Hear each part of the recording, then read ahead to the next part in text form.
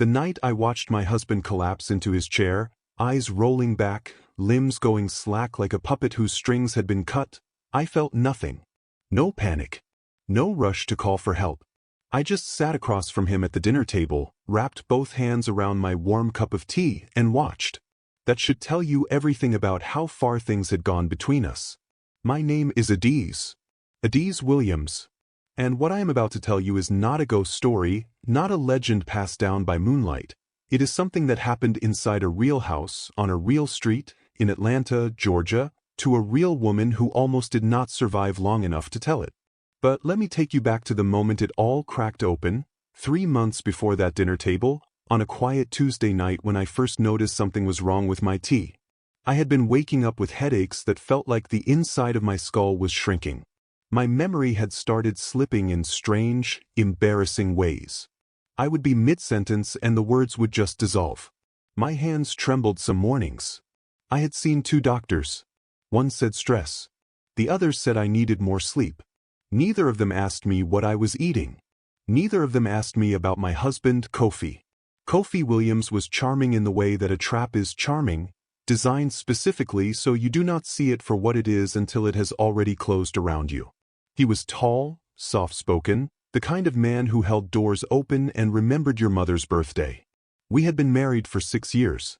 We had built something together, or so I believed. That Tuesday night, I had come downstairs late because I forgot my phone on the kitchen counter. Kofi did not hear me coming, and what I saw stopped my bare feet cold against the tile floor. He was standing over my cup, the blue ceramic one he had gifted me, the one he always prepared my tea in, and he was adding something to it. A small vial, a careful hand, a practiced stillness that told me this was not the first time. I stepped back into the shadow of the hallway and I stood there, barely breathing, watching the man I had shared a bed with for 6 years poison my drink. And in that moment, something shifted inside me.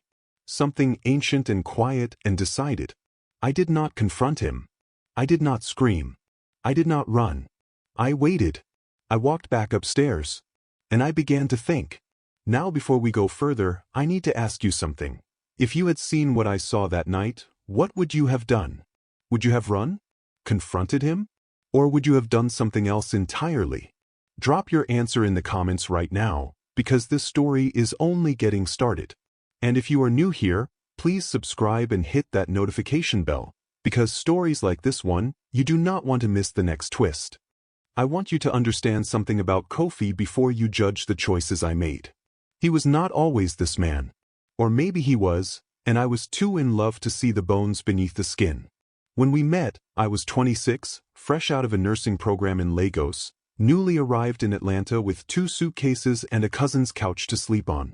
Kofi found me at a community event, one of those African diaspora gatherings where everyone is pretending they are not lonely. He walked straight up to me with a plate of jollof rice and said, "You look like someone who appreciates good food and honest conversation." I laughed. I should not have laughed. That laugh cost me 6 years. He was Ghanaian by birth, American by upbringing, and smooth in both languages. His family had money, not flashy money, but the quiet, deep kind. Old land back in Accra. A real estate portfolio here in Atlanta. His mother, a woman named Afia, looked at me the very first time we met like I was a wrong answer to a question she had been asking for years. I thought it was cultural. I thought she would warm up. She never warmed up. After we married, Kofi changed in the way water changes when it starts to freeze, so slowly you almost do not notice until everything has gone still and cold. The compliments stopped first. Then came the small corrections. The way I cooked, the way I spoke to his friends, the way I wore my hair. He began to say things like, "Back home, wives do not behave this way," as though Ghana were a place where women had no voices, which was a lie and an insult to every Ghanaian woman I had ever known. But I stayed. Because I had come too far and I had no family in this city, and because there is a kind of loneliness that makes you hold on to the wrong thing simply because it is the only thing you have. By our 5th year, something had changed beyond the coldness. He had started watching me differently, measuring me. And then, quietly, the tea ritual began. Every evening, Kofi made tea. He said it was his way of unwinding, a habit from his grandmother. Hibiscus and ginger, strong and red in the cup. He always made mine first. Always brought it to me himself. Always watched me drink it with this look on his face I could not name at the time. Now I can name it. It was anticipation. I remembered all of this as I lay in bed that Tuesday night, staring at the ceiling while he slept peacefully beside me. I thought about every morning I had woken up dizzy and confused. I thought about the night I had passed out before 8 o'clock and woken up 12 hours later to find Kofi on his laptop, documents spread across the dining table. Documents I had not seen before. I had asked him what he was working on. He said taxes. Now I wondered what he was really signing. I was a nurse. I understood what sedatives could do over long periods of time. I understood that some of them left no trace that a regular person would notice. I understood that a woman who was consistently drowsy, forgetful, and confused could very easily be convinced, or legally maneuvered, into things she would never agree to with a clear mind. That night I made a decision. I would not leave. Not yet. Leaving without proof meant leaving with nothing. And I refused to let Kofi Williams swallow everything I had worked for and walk away clean. So I stayed. And I started paying very close attention. It took me 1 week to work up the nerve to do what I did next. The following Tuesday, when Kofi set both cups on the counter and turned to put the kettle away, I switched them. Quickly. Quietly. The way only a woman who has spent years learning to be invisible in her own home could manage. I sat down at the table. I watched him pick up his cup without looking. I watched him drink. And then I waited to see what would happen to my husband. Nothing happened that first night. Kofi drank his tea, watched television for an hour, and went to bed like a man with a clean conscience. I sat across from him the entire time, watching his face for any sign. A flutter of the eyes, a slow blink, a sudden heaviness in his limbs. Nothing. He slept fine. He woke up fine. And I began to doubt myself. Maybe I had imagined it. Maybe the vial I saw in his hand was something innocent. A vitamin drop, a herbal supplement. Maybe the headaches and the memory lapses were stress, like the first doctor said.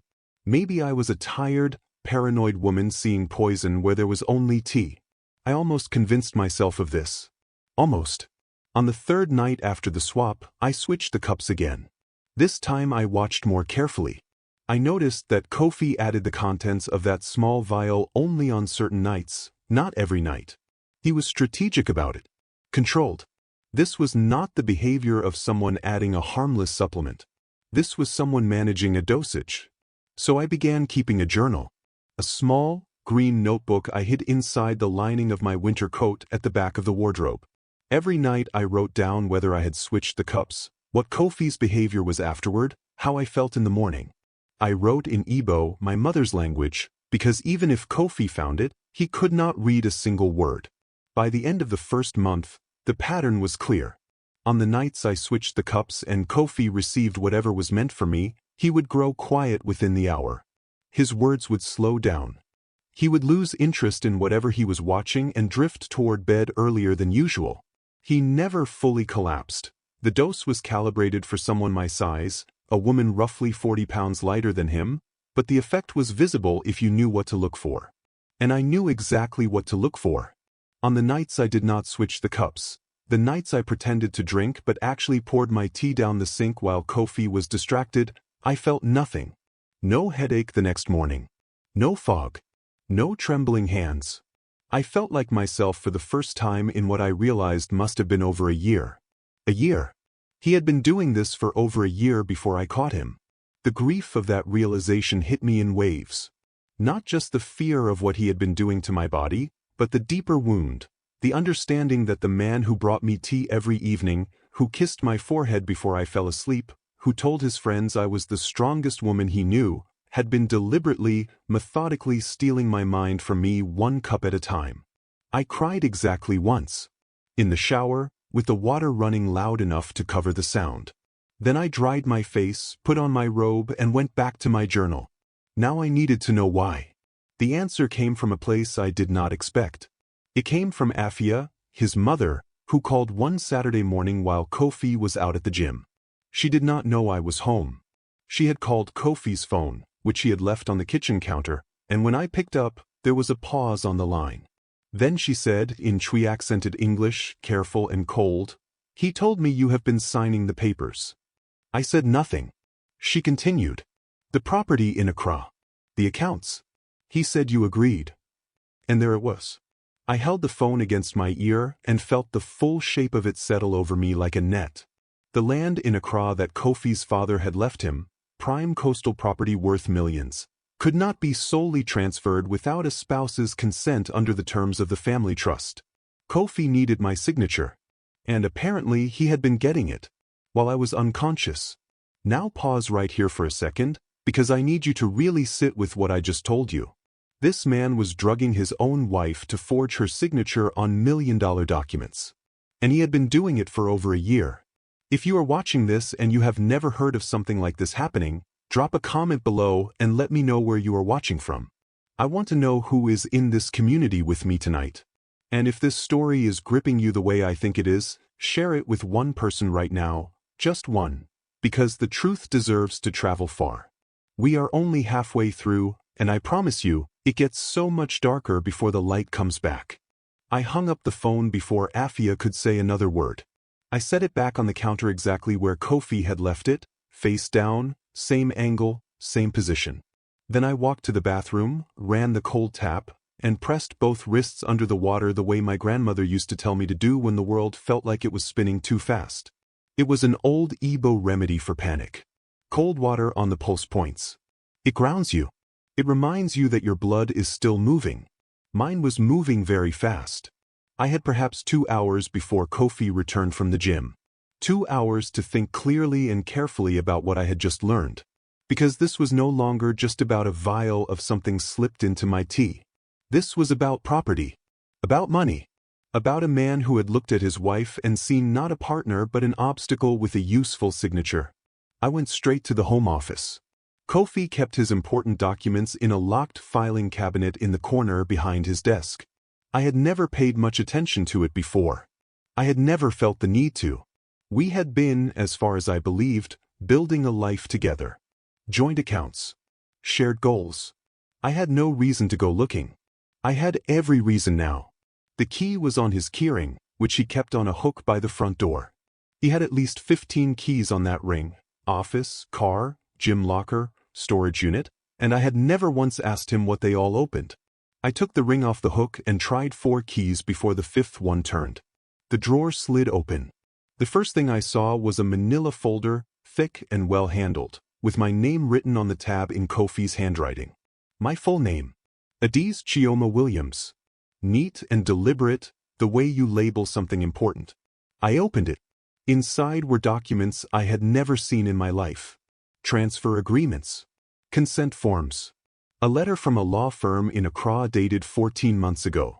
And at the bottom of each document, on the signature line designated for spouse, was my signature.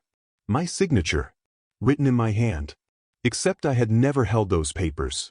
I sat down on the floor of that office because my legs decided they were done supporting me. I sat there with those papers spread across my lap and I counted the documents. 11. 11 separate forms signed in my name. Some were property transfers. 2 were account authorizations. 1 was a document I did not fully understand but which referenced a life insurance policy, and the beneficiary had been changed. The beneficiary was no longer me. It was a woman named Serena Mensah. An address in Decatur, Georgia. No other information. I photographed every single page with my phone.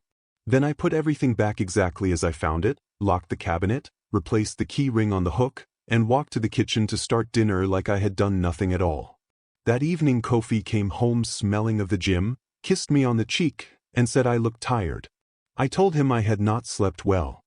He nodded sympathetically and offered to make tea. Said yes. I watched him prepare it from the corner of my eye while I stirred the soup.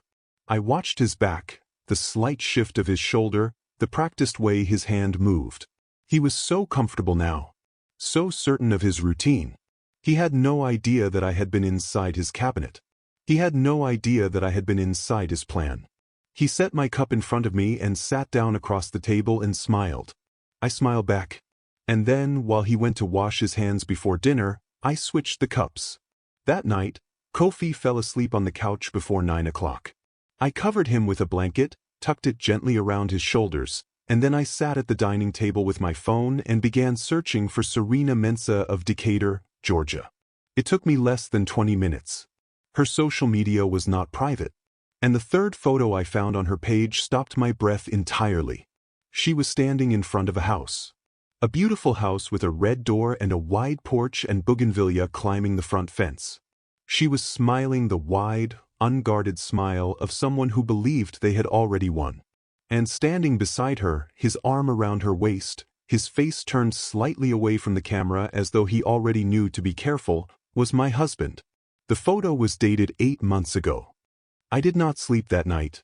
I sat at the dining table until the sky outside the kitchen window turned from black to gray to the pale, uncertain blue of early morning.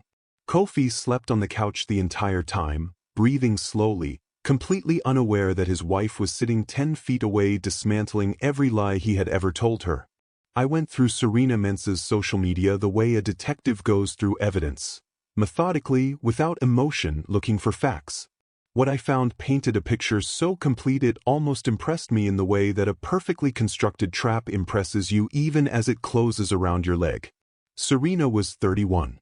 A real estate agent based in Decatur. She was Ghanaian American, which I noted without surprise, because Kofi's mother had never hidden the fact that she considered me, an Igbo woman, a Nigerian, to be a cultural disappointment. Serena had the kind of polished, careful presence on social media that suggested she was smart enough to know what not to show. There were no explicit photos of her and Kofi together beyond that one. But there were clues everywhere for someone who knew how to read them. A restaurant tagged in Buckhead that Kofi had told me he went to with colleagues. A vacation photo from Negril, Jamaica, taken the same week Kofi told me his work conference had been moved to Miami. A comment on one of her posts from a woman who I recognized as Kofi's cousin. A warm, familiar comment, the kind you leave for someone you have already accepted into the family. They had all known. His family had all known. I put my phone down and pressed my hands flat on the table and breathed. Here is what I understood by morning. Kofi's plan, as best as I could reconstruct it, had several parts. He had been sedating me to obtain my forged signature on documents that transferred significant assets. Assets that, under the terms of the family trust, required spousal consent. He had changed the beneficiary on at least one life insurance policy to Serena. And he had been building, quietly and carefully, the financial foundation of an entirely different life. A life in which I was either removed legally through the asset transfers, or removed permanently through something I did not yet want to name out loud. That life insurance policy would not stop ringing in my head. I was a nurse. I had seen what happened when people were sedated repeatedly over long periods without medical supervision. Organ stress. Respiratory complications. The kind of thing that, in a person with no documented health issues, might look like a sudden and tragic natural event. I thought about that for a long time.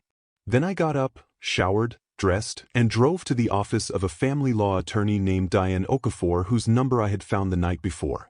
I had called ahead. She had agreed to see me at 8 in the morning, which told me she was either very dedicated or very familiar with women who called with urgency in their voices. She was both. Diane was a Nigerian-American woman in her 50s with close-cropped gray hair and reading glasses she wore on a chain around her neck. She had the kind of stillness that comes from having heard every version of every terrible story and choosing, every time, to remain useful rather than overwhelmed.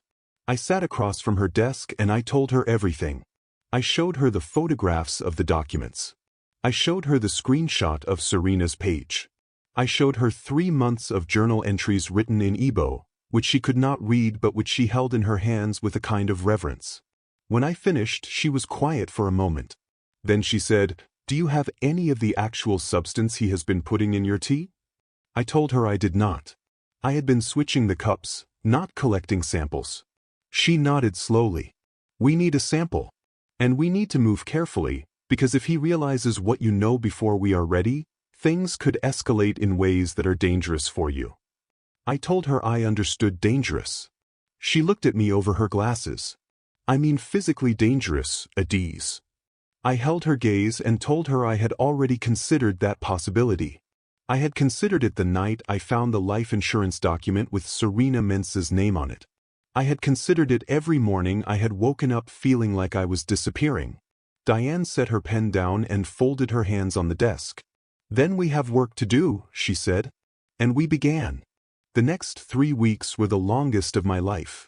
I went home every day to a man who believed he was in complete control of everything, and I played my role with a precision that surprised even me. I cooked. I laughed at his jokes. I asked about his day. I let him make the tea. And on the nights he added the vial, I switched the cups, and while he drifted into his chemical sleep on the couch, I moved through our house like a shadow, gathering everything I needed. Diane had given me a list. A clear, ordered list of what we needed to build an airtight case. Documentation of the forged signatures, which I already had photographs of. Evidence of the substance being administered, which meant I needed a sample. Financial records showing the asset transfers, which required me to access accounts I was technically a joint holder of but had never been given passwords to. And testimony, if possible, from anyone who could corroborate the timeline. The sample was the hardest part. I could not simply pour tea into a container. Kofi only added the substance on certain nights, and I never knew in advance which nights those would be. So I had to be ready always. I kept a small, clean glass vial in my pocket every evening for 2 weeks. Diane had sourced it through a contact. On the 9th evening, I saw the familiar shift of Kofi's shoulder at the counter, the slight turn away from me that meant the vial was coming out of his pocket. That night, after I switched the cups and Kofi had drunk from what was meant for me, I waited until he was deeply asleep. Then I took his cup to the kitchen, tilted it carefully, and collected what little remained in the bottom into my vial. Less than a teaspoon. I sealed it, wrapped it in a small cloth, and placed it inside the lining of my winter coat alongside my journal. The next morning I drove it to a private laboratory Diane had recommended and paid for the analysis out of cash I had been quietly withdrawing in small amounts over the previous weeks, so nothing would flag on the joint account. The results came back in 4 days.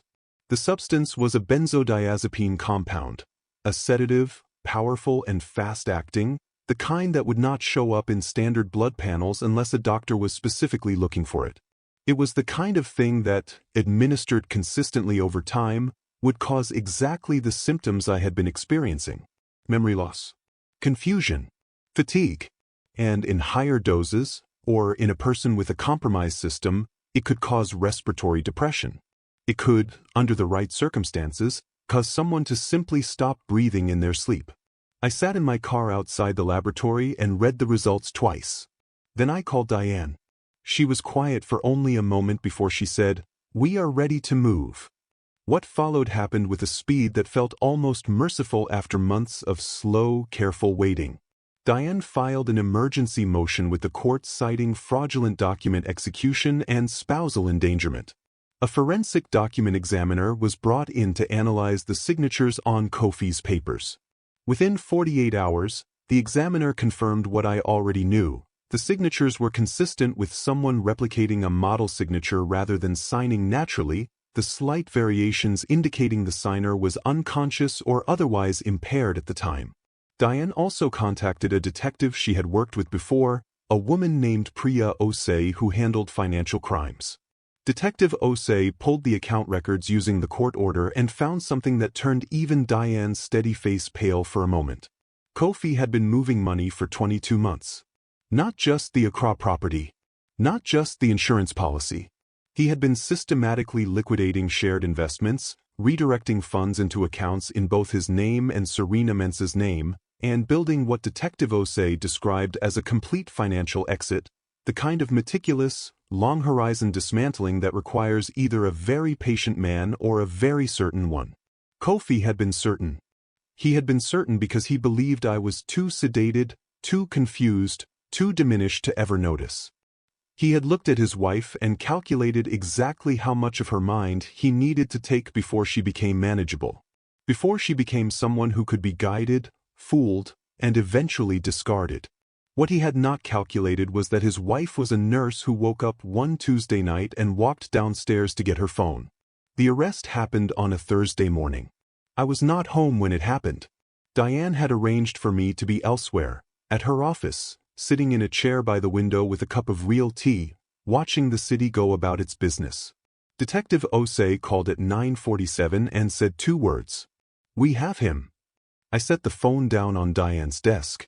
I looked out the window at the Atlanta skyline, silver and ordinary and beautiful in the morning light. And I felt something move through me that I had not felt in so long I had almost forgotten it had a name. I felt clear. Not happy. Not yet. But clear. Like a window that has finally been cleaned after years of grime, suddenly letting in all the light it was always meant to hold. But clarity, I was about to learn, does not mean the story is over. Because that same afternoon, while Kofi was being processed at the precinct, my phone rang with a number I did not recognize. I almost did not answer it. I answered it. The voice on the other end was a woman's. Deliberate. And when she spoke, my blood turned to ice water in my veins. "Adiz," she said. "This is Serena. And before you say anything, there are things about your husband that you need to hear from me. Things that change everything you think you know about why he did this." The line was silent for a moment. Then she said, "I was not his partner in this. I was his next victim." I stood in the middle of Diane's office holding that phone against my ear, and for a long moment I said absolutely nothing. Serena's breathing on the other end was steady but careful, the way a person breathes when they are trying very hard not to fall apart. I recognized that breathing. I had been doing it for 3 months. "Look," I said. And she did. Serena Mensah had met Kofi 2 years before I caught him at the kitchen counter. He had approached her the same way he approached everything, with patience, with charm, with the particular warmth of a man who makes you feel chosen. He told her he was unhappily married. He told her his wife was unwell, mentally fragile, prone to confusion and erratic behavior. He told her the divorce was already in motion. He told her, very specifically, that by the time they were ready to build a life together, everything would already be arranged. Everything would already be arranged. I sat down in Diane's chair as Serena spoke because my legs had made their decision again. She told me that 8 months ago, around the time that photograph was taken, Kofi had begun asking her to sign documents. Investment papers, he said. Getting her name added to accounts so they could begin their future together properly. She had signed because she loved him. She had signed because she trusted him. She had signed because he had spent 2 years making himself into the most trustworthy thing in her world.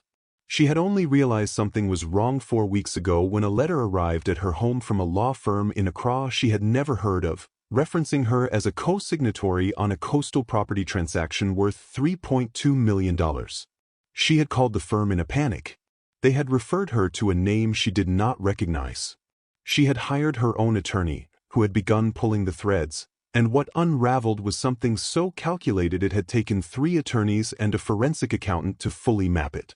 Kofi had not been building a future with Serena. He had been building a cage for her. Her name was on documents that, in the event of any legal investigation, would place her squarely in the center of the fraud. She was not the beneficiary of his plan. She was his contingency, his scapegoat, the person he intended to leave holding the wreckage while he disappeared with the money. There was a third account, one that neither my name nor Serena's name appeared on, one that had been quietly receiving transfers for nearly 2 years, routed through a business registered in Delaware, then through a correspondent account in London, then into a private account in the Cayman Islands. Detective Osei found it 3 days after the arrest, buried under 4 layers of corporate paperwork. Kofi Williams had been planning to disappear entirely. Not divorce me. Not leave Serena. Disappear. Vanish with millions of dollars while 2 women, one his wife, one his girlfriend, sorted through the legal disaster he had constructed around them both. I listened to Serena tell me all of this and I felt many things at once. Anger, but also something unexpected and inconvenient, compassion. Because Serena had not known. She had been deceived as completely as I had, just by different methods. He had used drugs on me because I was in the house with him, within reach. He had used love on her because that was the drug that worked best at a distance. We spoke for 40 minutes. By the end of it, Diane had pulled up a chair beside me and was listening with her reading glasses pushed up on her head and her pen moving across a legal pad. Serena agreed to cooperate fully with the investigation. Her testimony, combined with the laboratory results, the forensic document analysis, the financial records, and 3 months of journal entries written in Igbo, built a case that the prosecutor later described as one of the most thoroughly documented instances of spousal fraud and endangerment she had seen in 20 years of practice. Kofi was charged with aggravated assault, criminal administration of a noxious substance, fraud, and conspiracy to commit financial crimes. His mother, Afia, was questioned and later charged as an accessory for her awareness of the document scheme. The property in Accra was frozen pending investigation. The Cayman account was flagged through international channels. He pleaded not guilty. He hired 3 lawyers. He sat in that courtroom in a gray suit looking exactly like the man who had once brought me hibiscus tea every evening and kissed my forehead, and I sat on the other side of that room looking exactly like the woman who had finally woken up. The jury deliberated for 2 days. Guilty. On all counts. The day the verdict came in, I drove home alone. Not to the house I had shared with Kofi. I had not lived there since the arrest. I drove to the small apartment I had rented in a quiet part of Decatur, with windows that faced east and caught the morning light beautifully. I made myself a cup of tea. Real tea, simple and clean, with nothing in it but hot water and dried hibiscus flowers because I had decided I was not going to let him take that from me too. I sat by the window and I drank it slowly. And I thought about all the women who never catch the moment at the kitchen counter. All the women who drink the tea and wake up confused and are told it is stress, it is age, it is their imagination. All the women whose signatures appear on documents they never held. All the women who are being slowly, methodically disappeared by the people they trusted most. I thought about my grandmother, who used to say that a woman's greatest power is not her anger but her patience. That when a woman goes quiet and still, she is not defeated. She is deciding. I had been deciding for 3 months. And here is what I want to leave with you tonight, because this is the part that matters most. Pay attention to the things that make you feel like you are disappearing. Pay attention to the fog and the confusion and the mornings when you cannot find yourself. Pay attention when something in your gut goes cold and quiet and certain, the way mine did on that Tuesday night in the hallway. Your instincts are not paranoia. They are intelligence. And sometimes the most powerful thing you can do is say nothing, watch everything and wait. Adese Williams is not a fictional character. This story is dedicated to every woman who has ever had to become a detective inside her own home just to survive it. If this story moved you, if it made you think, if it made you reach for your phone to share it with someone you love, please do that right now. Share this with one woman in your life. Just one. Because sometimes a story finds the person who needed to hear it most, and you might be the reason it reaches her. If you have made it all the way to the end of this story, leave a comment below that says, I stayed till the end, so I know who my real ones are. And if you are not yet subscribed to this channel, now is the time, because every story we tell here is told with this same intention. To make you feel something real. To make you think. To make you know that you are not alone. The tea is finished. The story is told. And Adese is free. Thanks for watching.